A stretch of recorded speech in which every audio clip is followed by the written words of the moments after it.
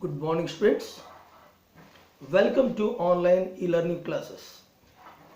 This is your first period. The subject is history.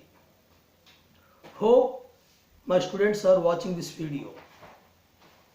Students, today we are going to read the following topics from theme 2, that is political and economic history, how inscriptions tell a story, kings, farmers and towns. From this theme, we are going to cover the following topics. Here are the topics. New notions of kinship. Under this, we are going to read chiefs and kings in the south, divine kings. Second topic, a changing countryside, in which we are going to read popular perceptions of kings, strategies for increasing production, differences in rural society, land grants and new rural elites. Next topic, towns and trade. Under this topic, we are going to read new cities, urban population, trade in the subcontinent and beyond, coins and kings. So these are the topics, students. So let us start. So our first topic is new notions of kinship.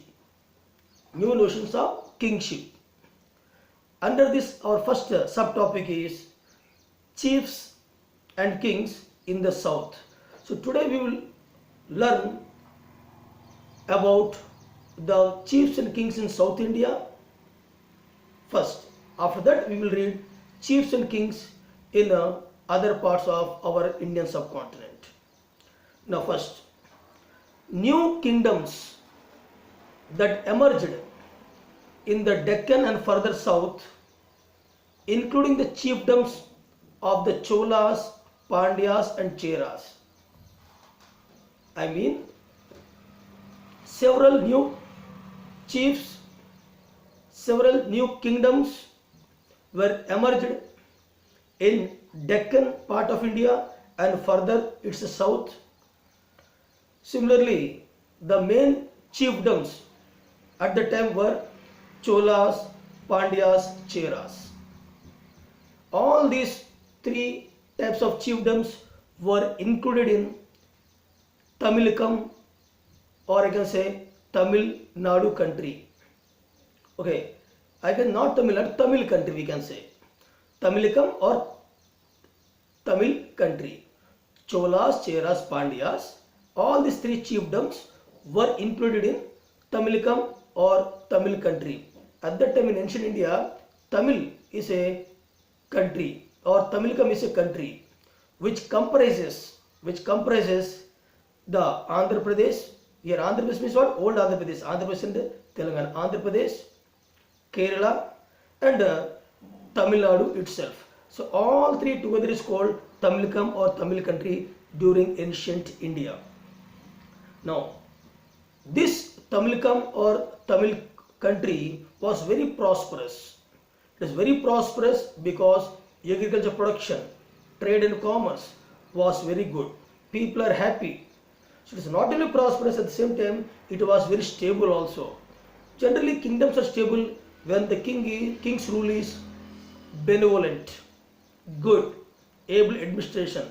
So this Tamil country was stable. At the same time, here the people were very prosperous.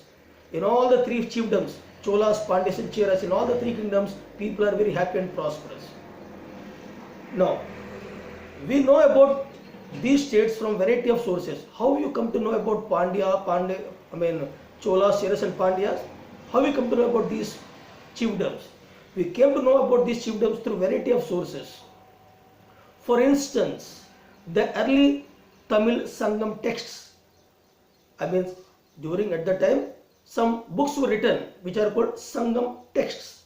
So by reading this Sangam text, we can easily understood about these Cholas, Cheras and Pandyas, these famous chiefdoms in South India. So Sangam text, okay, in the Sangam text there were poems, and those poems describes about the chiefs. In the Sangam text there were poems, and these poems describes about or described about the chiefs and the ways in which they acquired and distributed resources. Many chiefs and kings also were established in India, such as Satavahanas or Satavahanas. The Satavahanas, they ruled in India in the western and the central part of India. Satavahanas, they were ruled in India in the western as well as central part of India between, that is, 2nd century BCE to 2nd century Common Era. Okay. Now, along with this Satavahanas, Sakhas. These Sakhas, these are the people came from Central Asia. Sakhas came from Central Asia, and these people also established their kingdom from Central Asia, and their kingdom was extended up to northwestern part of India. And these people, Sakas, their empire was very big, very broad. Okay. Next, now these Satavahanas or Sakas or the southern part chiefdoms all derived their revenues through agriculture, land, and also through long distance trade. Long distance trade means what? Trade maybe within the Indian subcontinent or beyond the Indian subcontinent. Now, Satavahanas, now coming to Satavahanas, it was believed that their social origin were often obscure. People does not know how they originated, how the Satavahana kings they originated, how their kinship, their dynasty, their lineage, nobody knows. So their social origin was very much obscure. People does not know. But as we will see in the case of Satavahanas, once they acquired power, once they established their kingdom, their rule in the western and central part of India, okay, they claimed their social status. They claimed their social status in a variety of ways. Now students, here in this topic, let me tell you, you came to two words. One is chiefs and chiefdoms. Wherever chiefs are ruling, the entire kingdom is called chiefdom. Now, whom you call chiefs? Whom you call chiefs? So I am explaining, this term is very, very important. It may be asked in the examination for 1 mark or 2 marks. So listen students, a chief is a powerful man. A chief is a powerful man whose position may or may not be hereditary. A chief is a powerful man whose position may or may not be hereditary. Fine. He derives support from his kinfolk. This chief is getting his support, the support from the kinfolk. Okay, from the people. Now, what are the functions of this chief? What functions he performed? Now, the following are the functions performed by the chiefs during that time. One is performing all the rituals. Rituals means what? Religious ceremonies. Rituals. Second one, leading in the warfare. He is acting as a leader in the warfare. Leadership in the warfare. Third one, performing your arbitrating disputes. That means disputes. Solving disputes among the people. So these are the major functions which are performed by this chief. Now, this chief or these chiefs receives gifts from their subordinates. They receive gifts from their subordinates. The same gifts again they distribute to their supporters. They receive gifts from their subordinates, who chiefs, and the same gifts they distribute to their supporters.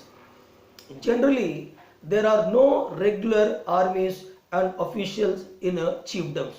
Clear? Now our next topic is under this new notions of kinship. Our second topic is divine kings.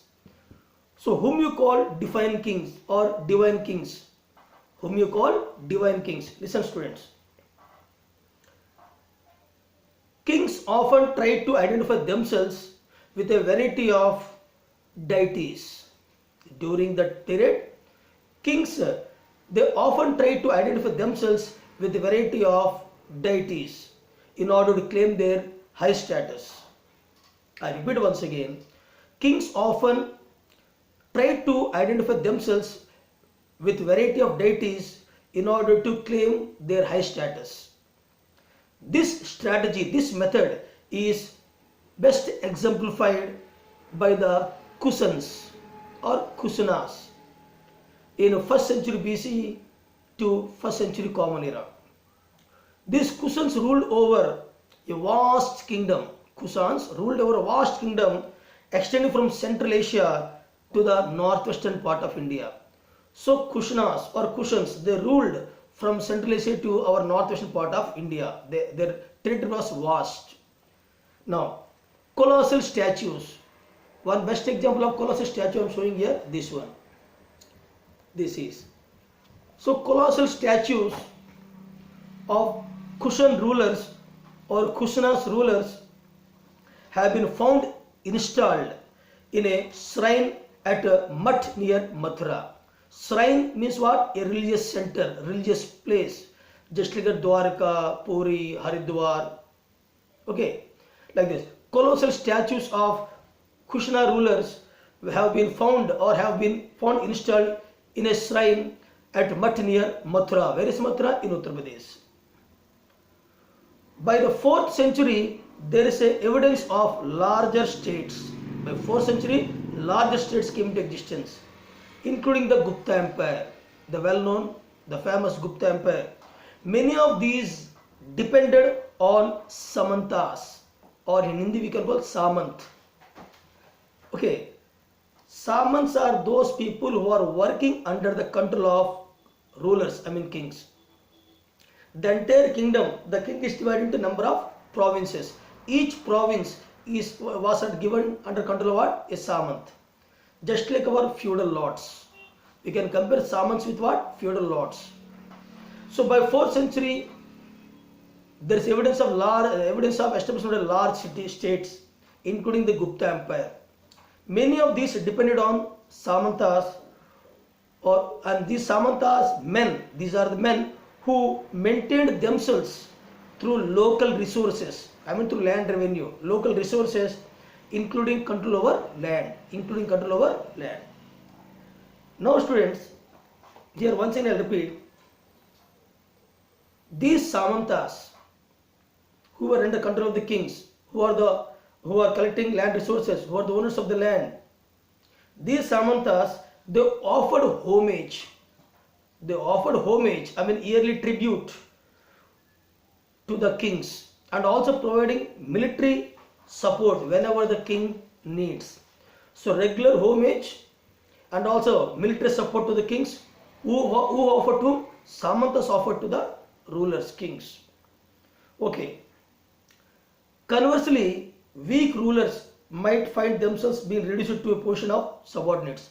Sometimes these Samantas, who are having control over the land, control over the revenue resources, maintaining army, they are giving this support to the king and collecting money in return.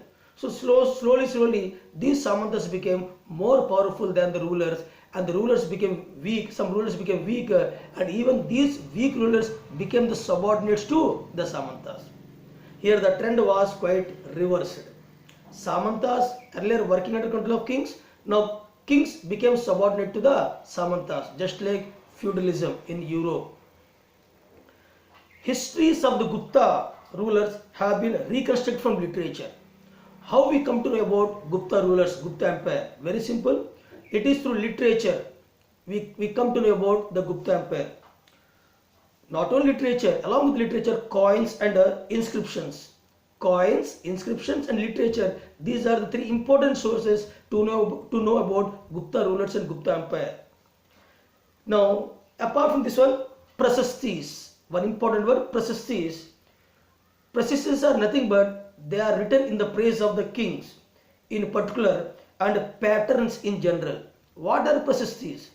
Processes are nothing but these are the books which are written in the praise of the kings in particular and the patrons in general. And these processes were written by the poets, okay, court poets.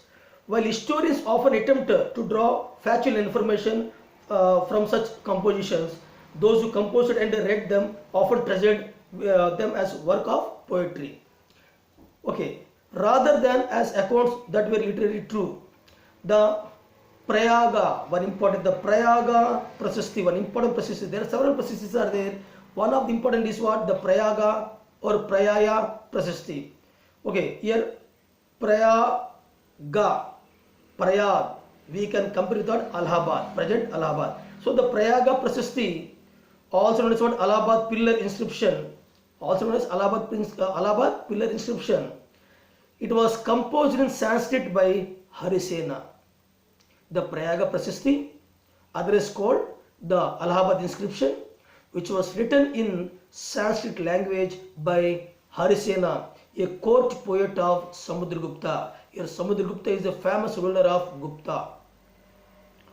Now, these Gupta rulers ruled from 4th century, Common Era in case of point. Okay, now moving to the next topic, that is a changing countryside. A changing countryside. So listen students carefully. Under this first is what? Popular perceptions of kings. Who are kings? Who became kings?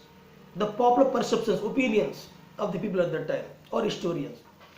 Historians have tried to solve this problem by examining stories. Historians try to find out the real perceptions of the king by examining stories contained in anthologies. Anthologies such as Jatakas and Panchatantra. You have heard about the word Panchatantra. Panchatantra written by Vishnu Sharma. It consists of a number of stories. Similarly, Jatakas. Jatakas are nothing but stories only. But in this story, Jataka stories, animals, humans, all are included, Jatakas. So historians, by examining these Jatakas and Panchatantra, they came to know about the notions about the kings. The Jatakas were written in Pali around the middle of 1st century millennium Common Era. So all Jatakas, these stories were written in Pali language in first millennium Common Era. One story known as the Ganda Tindu Jataka, one story, the Ganda Tindu Jataka described the plight of the subjects of a wicked king. One story was there in Ganda Tindu Jataka about the wicked king.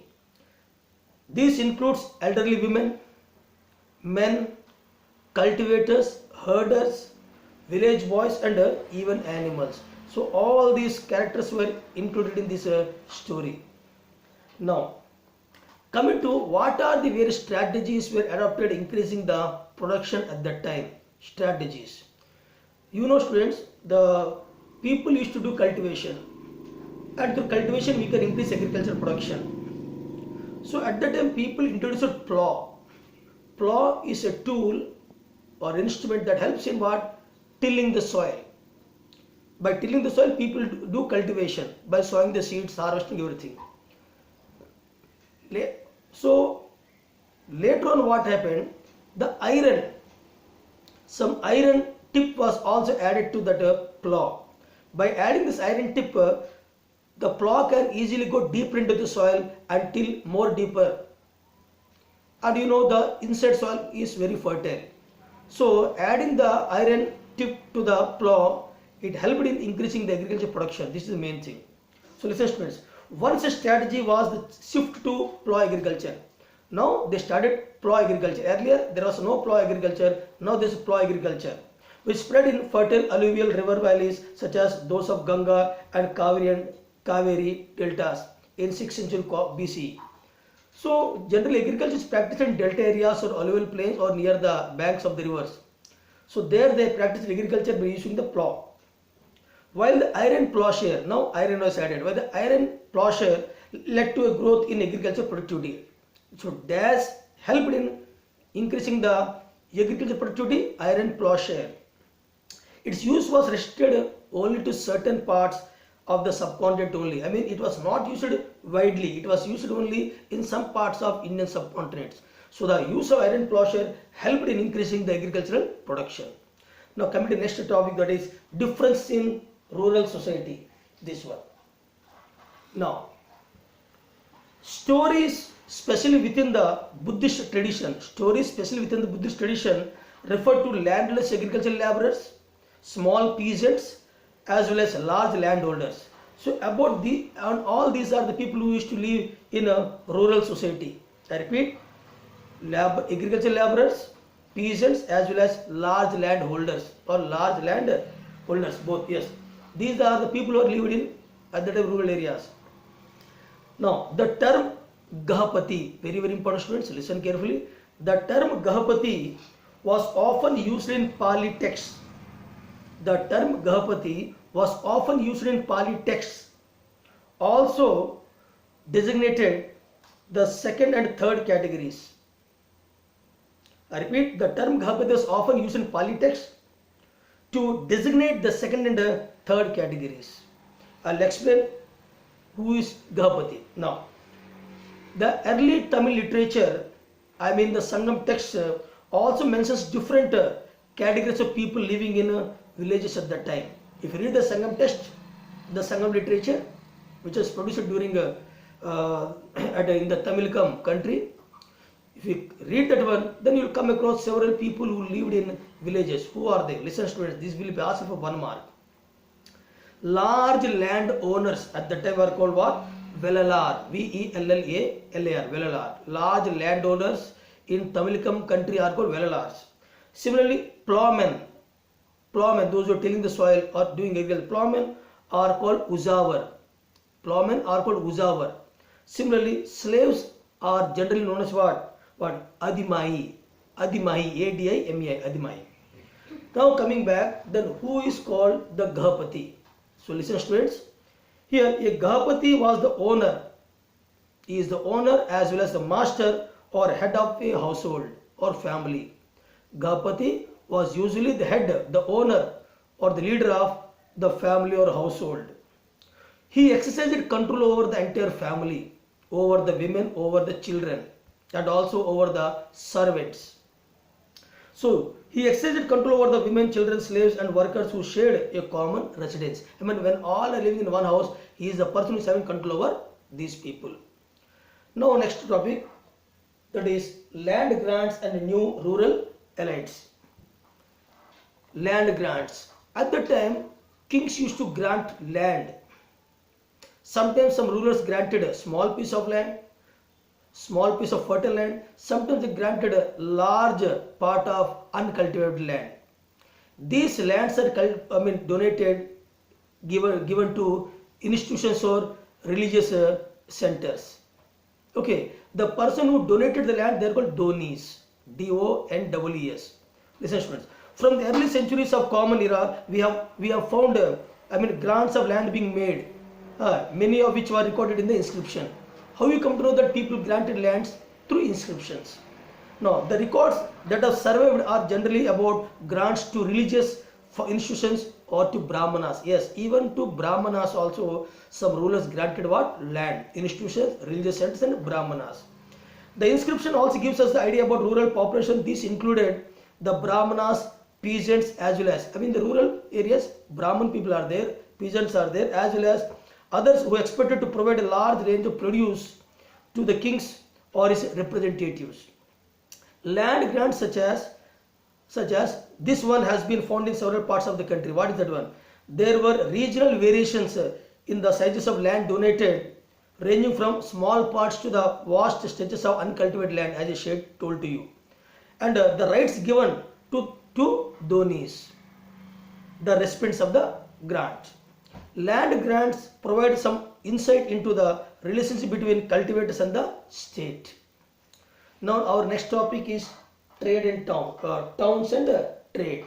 So listen, students, carefully. New cities were emerged at the time. These new cities, we can say urban centers. So the urban centers emerged in several parts of the subcontinent from 6th century BC. I repeat, from 6th century BC, several new cities were emerged in our Indian subcontinent. Virtually all major towns, almost all major towns, are located on the routes of the river. Virtually all major towns are located along routes of communication. Communication. I mean either land or rivers. Patliputra were on riverine routes. Riverine means what? On the bank or river. Patliputra, the present Patna, is located on riverine routes. Patliputra, modern Patna. Riverine, on the route of river. Others such as Ujjaini were also there at the time, and it was on land routes. And yet others such as Puhar were near the coast from where the sea, where the river joins with the sea, or where the sea route begins. Generally, all know students, rivers finally join into the sea. So Puhar is a place which is very close to the sea, but is located on the river route. Now, urban population. Urban population. So at that time, who are the people who lived in urban areas? Now, in urban areas, elites, educated people, well-off people, rich people, who are having respect in the society, and also craft persons were there. So these include fine pottery bowls and dishes with a glossy finish known as northern black polished ware. These are made by craft people. Northern black polished ware is prepared by the craft people at that time. Probably this ware was used by rich people and rich people. At the same time, craft people at the time, they also prepared what? Ornaments, tools, weapons, vessels, figurines made up of wide range of materials such as gold, silver, bronze, ivory, glass, self, and terracotta, even with soil. So craft people prepared so many things with the help of these metals: gold, silver, bronze, copper, glass, cells, and terracotta. Example, I told that northern black polished ware. They prepared weapons, tools, vessels, figurines, etc. Sometimes guilds and shrenis. Here guilds means what? A group of workers. A group of workers who regulated production, who controlled production, who fixed prices, who were responsible to do the trade. So these guilds. Sometimes guilds and shrenis, these are what? Organizations of craft. Producers and merchants are mentioned as well. Producers are there, merchants are there, guilds are there, all are there. Producers are there, merchants are there. Producers, merchants, and here guilds, all are there in where? Urban areas. All these people, they regulated what? Production. These guilds probably procured raw materials, regulated production, and marketed the finished products. Next topic is what? Trade in the subcontinent and beyond. So at that time, from 6th century BC, land and sea routes are the major routes for what? Trade within the subcontinent and also abroad. So from the 6th century BC, land and river routes crisscrossed the subcontinent and extended the various directions overland into Central Asia and beyond and overseas. From ports, they dotted the coastline. Ports were there, ancient ports were there. Those who traveled these routes, including, were peddlers. Peddlers means what? Who are selling the goods, moving from one place to another. Peddlers are those people who are selling the goods from one place to, carrying from one place to another. So those who traveled these routes included peddlers, who probably traveled on foot, and merchants who traveled with caravans of bullock carts. Caravans are nothing but a group of people who are moving in bullock carts from one place to another to do trade. They move from one place to another. Similarly, there were seafarers whose ventures were risky. Generally, when you go and do the trade in the through sea, generally you will come across that pirates. The decades of sea. So there are seafarers whose ventures were risky but highly profitable, successful Successful merchants designated as what? Matsovan in Tamil and Settis in what? Satvahas in Prakritic. Now coins and kings, our last topic, coins and kings. During the time, people used punched marked coins. Punched marked coins means what? They are coins, but in the middle there will be hole. So in the middle there will be hole. So punched marked coins, and on the coins you will find the images of the rulers. Images of rulers are minted on that one. Why? In order to give the message to the coming people or to his people that this particular ruler were ruled during this period, like this. So punched marked coins made up of silver and copper in 6th century BC onwards were amongst the earliest to be minted and used. Now, numismatists means what? The people who studied coins. Numismatists are the people who studies about the coins, have studied these and other coins to reconstruct possible commercial networks.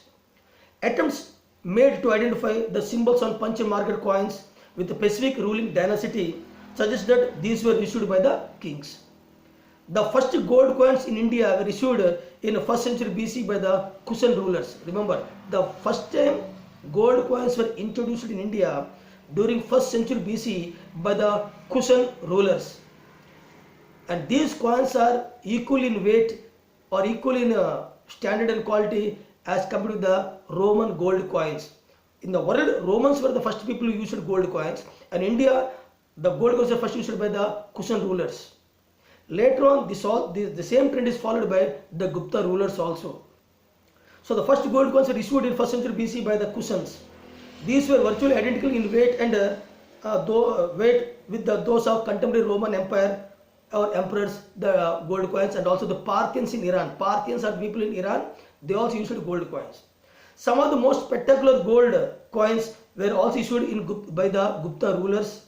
Their earliest issues were remarkable for their purity. So students, this is the end of the today's topic. Again, tomorrow we will come up with the next topics. Till then, stay connected.